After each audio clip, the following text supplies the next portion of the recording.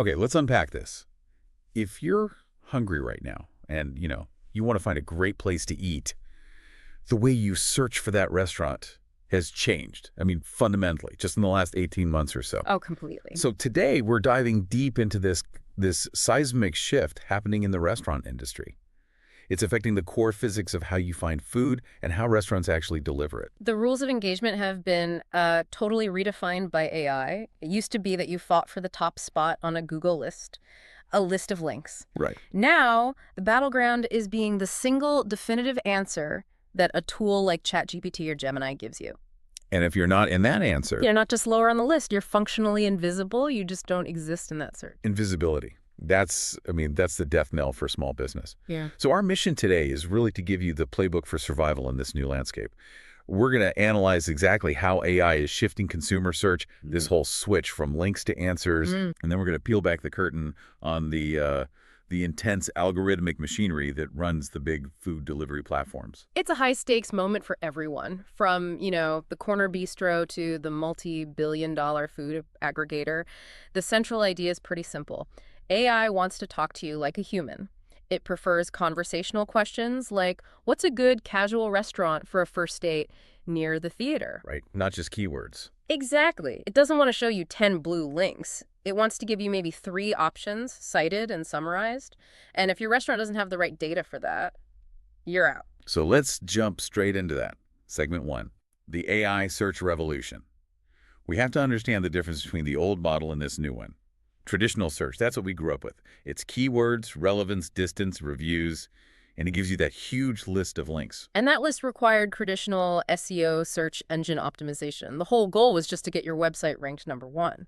But AI search is different. It's completely different. It demands structure. It relies on well-organized data, explicit mentions, context, all so it can synthesize a direct answer and, importantly, cite its source. Which has led to this new term, right? AEO. AEO, exactly. Answer Engine Optimization. And this is the new frontier. It's a total change in mindset. It is. The goal isn't just ranking high anymore. The goal is to structure your content so you become the definitive source for a really specific conversational question. So you're moving from optimizing for, say, best steakhouse Mayfair, to optimizing for the full question.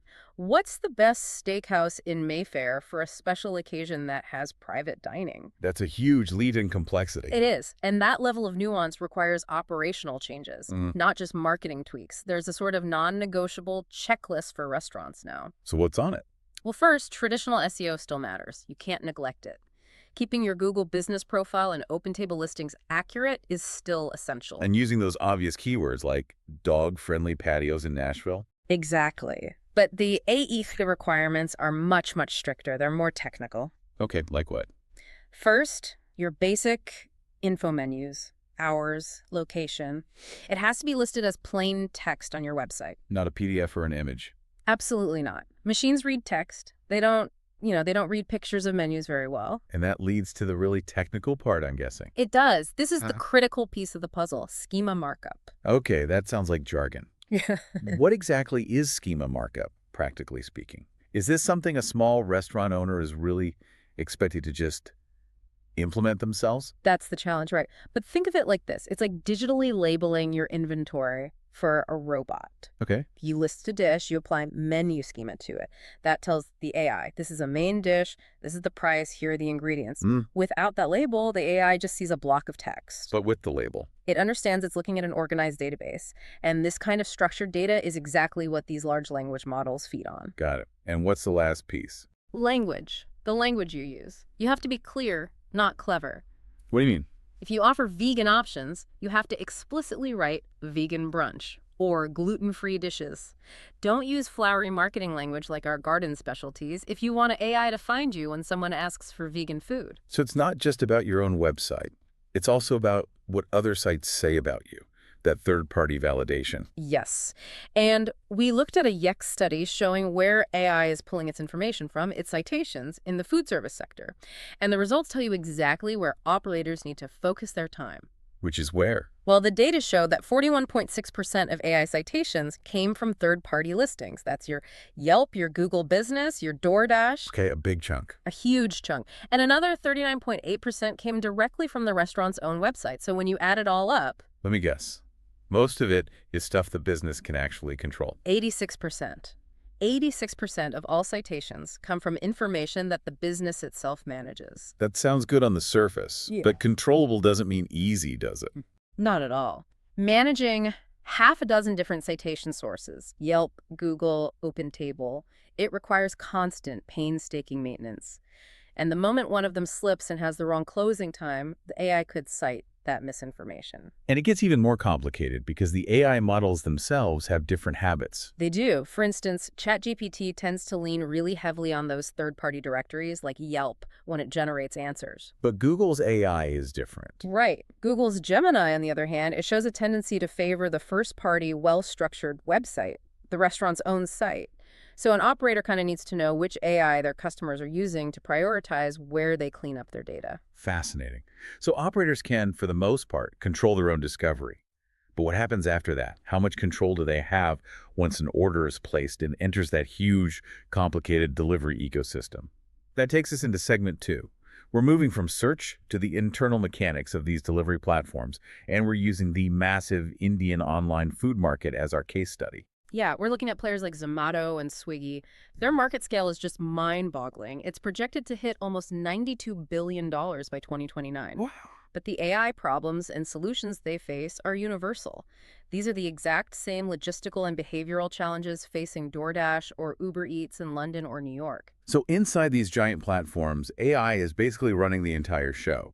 It seems to have 3 core jobs, starting with the most obvious one: logistics. Yes, delivery optimization. AI is constantly analyzing real-time traffic, weather patterns, courier locations, everything throughout the fleet and optimize pickup and drop-off times.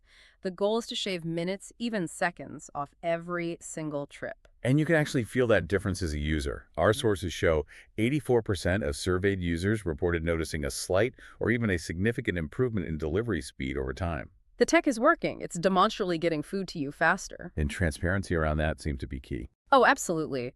The single most valued feature in these apps is delivery tracking.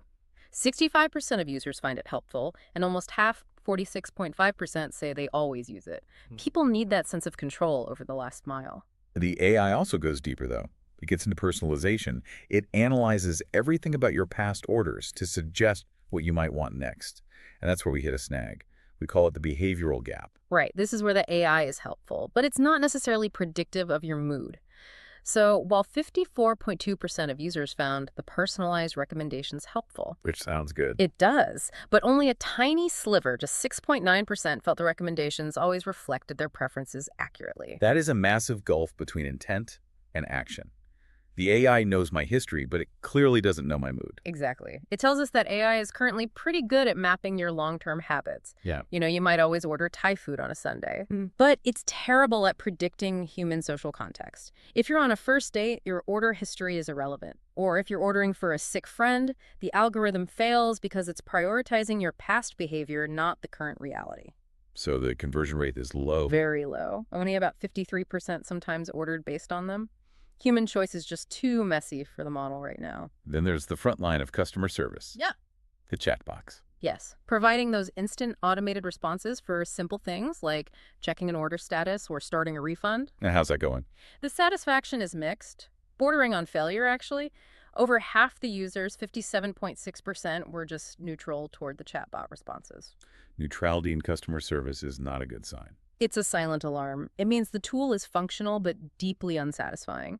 And if the issue is complex, a clear majority, over 50%, always want to talk to a human. The AI just hasn't passed the complexity test. And of course, it's not just the platforms using AI.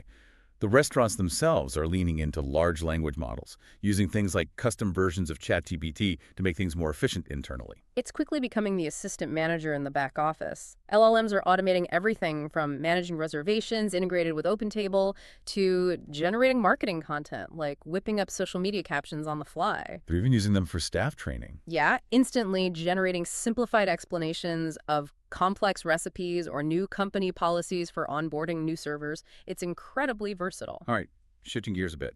Let's talk about the cold, hard economics that define this whole system. That brings us to segment 3, the platform cost dilemma.